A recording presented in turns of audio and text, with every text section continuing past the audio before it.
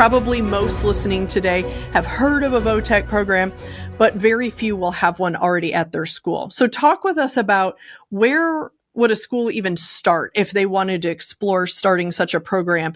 Is this a big, go big or go home scenario, or how can they get this started? Well, as I mentioned a little bit last time, one great thing about this program is it's so versatile. Mm-hmm. It's so easy to adapt to whatever the situation might be. Mm-hmm. And that's really a great situation to do it.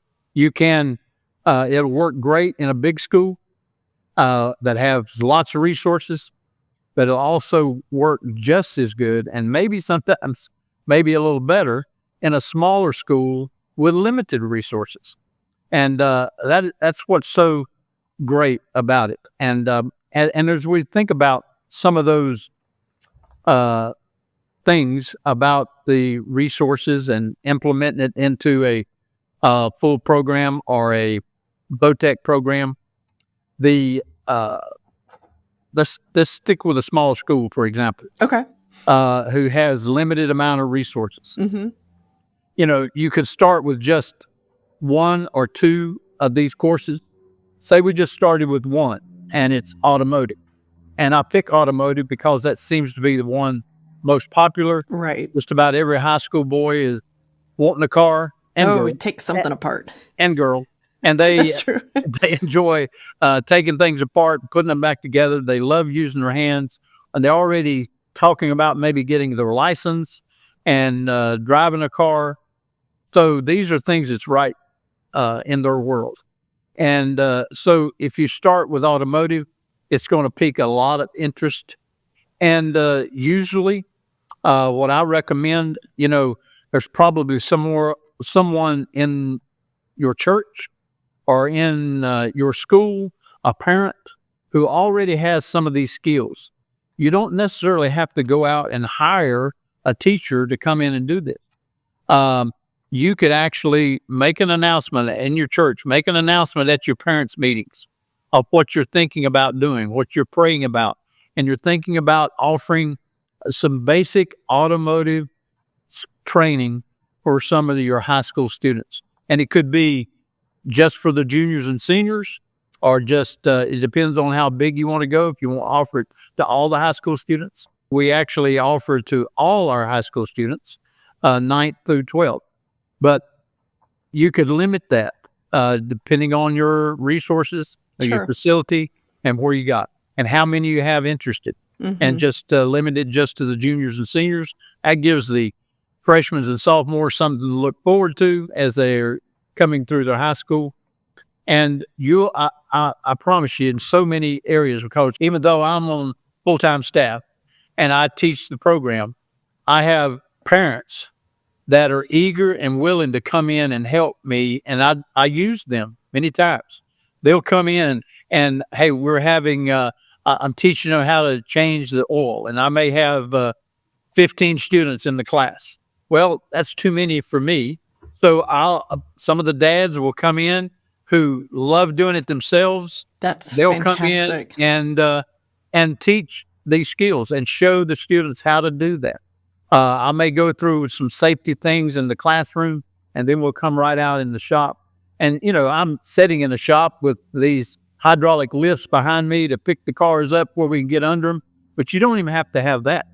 And in fact, many times when I'm teaching the oil changing part of the automotive, I don't use the lifts. Sure. Yeah, they wouldn't have those at home. They won't have that in their home, their garage or driveway. Right. So I show them how to do that safely with That's great. jacks and jack stands and ramps, so they can do it safely and do it properly, because most places won't have the lift.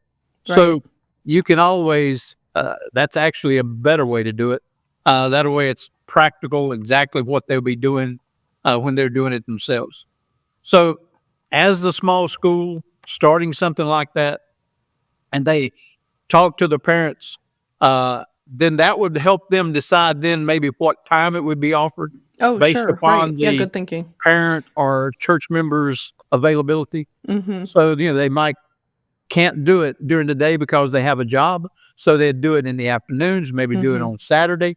Or maybe I have done it this way before where it would just go for a week or 2 weeks. And Oh, this parent or volunteer he takes the 2 weeks vacation and he comes and serves the Lord by doing this for these students. And you may not have time to do any more than just teach them how to do the oil changes and check the fluids under the hood. And maybe later you can come back at another time and teach them more things about the car, like the brake system, how to change the tire. All of it doesn't have to be done consecutively, all at one time. right. What's so good about it. And then, that'll work great for any small school with limited resources. The tools and things like that, most of the time, if you're just teaching the basics like I'm talking about, it wouldn't include or involve a large investment, a few drain pans and a few, $50 worth of wrenches and sockets. A lot of rags. Many times, shop rags, some hand cleaner. That's right. Protective gear. Yes. So safety glasses. But, many of those things, you could even ask the parents to say, look, and there would be a small investment for them with, provide, you need to have the student have some safety glasses or something like true. that while you're doing this. It wouldn't be that big of an investment for them either, and save the school a little money there. And most of the time, the volunteer, the church member, or the parent that's willing to do this, they're going to have their own tools. They already had this, and they've been doing this for a year, and many times I've found they're looking for a way that they could, use their skill. Right. I mean, many parents like to come in and volunteer and do things.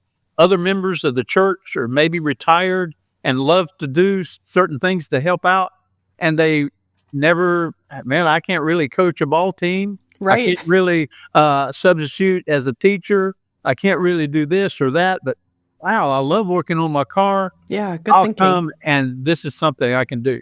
It gives them another opportunity, another avenue for people to serve the Lord, and it helps the students all at the same time. And I've found that many times around the Greenville area here, I can go to some of these businesses, like a shop owner, and tell them, I said, look, my high school students, we're starting a VoTech program there, and we're teaching them how to do some basic things about their car. And we need some tools. We need some help. I have found over 75, 80% of them, Really? 8 out of 10 that I talk to are willing to help out some. That's amazing. Because they see a young person that is expressing some interest in their field. Yeah. And they know that they're starving to death for good quality workers. And if they can get a high schooler interested in their field, their trade, their skill, they're willing to invest. Yeah. It's worth the money. I've had some surprise you how much they would give and what they would do to help support that program because it's a part of what they're doing. That's great. Just for an example, when we started our welding part of ours, I talked to a businessman, and he was so excited about us trying to train some welders. He gave me 5 welders. Oh, wow. I didn't need but 2. That's so we actually expanded our program even further than expected. And that it would surprise you how the Lord will open some hearts of businessmen out there to help out as we just go out and let them know what we're trying to do. And to help these young people. Enjoyed this short clip? That was just a sneak peek into a full episode on the Teacher Edition podcast. We are passionate about supporting Christian educators like you. Looking for more inspiration and practical strategies you could use today? Subscribe now wherever you get your podcasts.